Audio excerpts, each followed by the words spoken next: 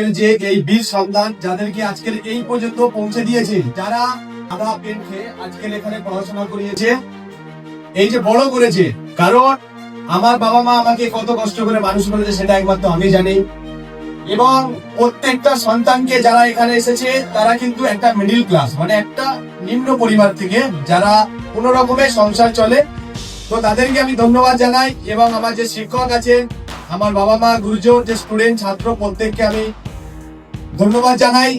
প্রত্যেকে আমি দু চারটে কথা তোমাদেরকে বলতে চাই, যেটা তোমাদের আগামী দিন যেটা কাজে লাগবে। আমি আমার কোনো স্টোরি শোনাবো না, জাস্ট এদের নিয়ে তোমরা দেখো, তোমরা রিয়েলাইজ করো আজকের এরা স্টেজে আছে। পরিশ্রম কথা বলে, স্যার বলেছিল।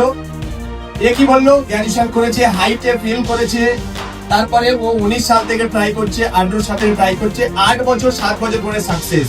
তুমি সাকসেস হতে যাও, জিরো থেকে হিরো হতে চাও, তাহলে কিন্তু তোমার জন্য এটা বেস্ট অপশন।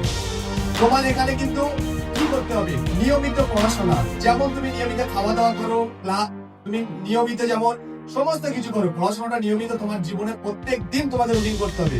একটা কথা মাথায় রাখো, যদি তুমি হাঁটতে শুরু করো তাহলে কিন্তু তোমার রাস্তাটা, জার্নিটা শেষ হবে। প্রত্যেক জিনিসের টার্গেট থাকা যায়, যে আমি এআইবি হোক, এসএসসি, জিডি হোক, প্রত্যেকেরই।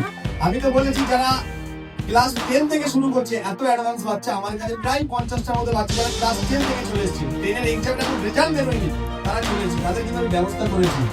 তো যাই হোক, আজকের অনেকে উপস্থিত আছে। আর আমি স্টেজে বলেছিলাম এসএসসি জিডির প্রোগ্রাম আমাদের হয়েছিল, সেখানে আমার পাপাদার যে সিনিয়র, যিনি আমার বড় ভাই, আরো একজন আছেন আমার দিদি, যিনি আমার বড় ভাই।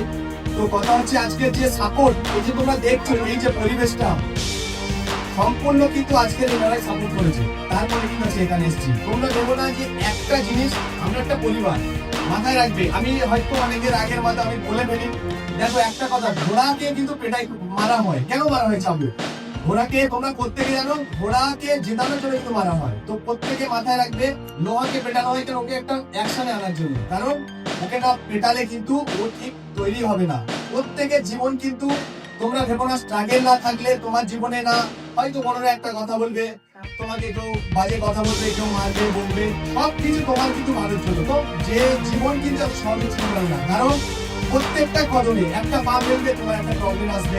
বাড়ির হঠাৎ ছুটবে যে তোমার বাবার শরীর খারাপ, মায়ের কোনোদিন তোমার মতো ছোট ভাই বোন থাকে, তাদের প্রবলেম থাকবে, প্রবলেম লেগে থাকবে, তোমার আবার টাকা নেই, তার তোমার সমস্যা আছে, সমস্ত সমস্যাগুলো অতিক্রম করে যেতে হবে। বিশেষ করে একটা জিনিস তোমরা মাথায় রাখবে, সাকসেস পেতে গেলে দু তিনটে জিনিস তোমাকে সবার আগে কিন্তু শুনতে হবে, যেটা হচ্ছে ডিসিপ্লিন, প্র্যাকটিস, আর হচ্ছে একটা বেস্ট। এই জিনিসটা মাথায় রাখবে। প্রতিদিন নিয়মিত পড়াশোনা করতে হবে, ফিজিক্যাল করতে হবে, করতে হবে। আমাদের কিছু স্টুডেন্ট কিন্তু বাইরে ঘোরাঘুরি করছে, কিছু স্টুডেন্ট কিন্তু এখানে উপস্থিত আছে। এটাই সাকসেস, এটাই কথা বলবে তোমার।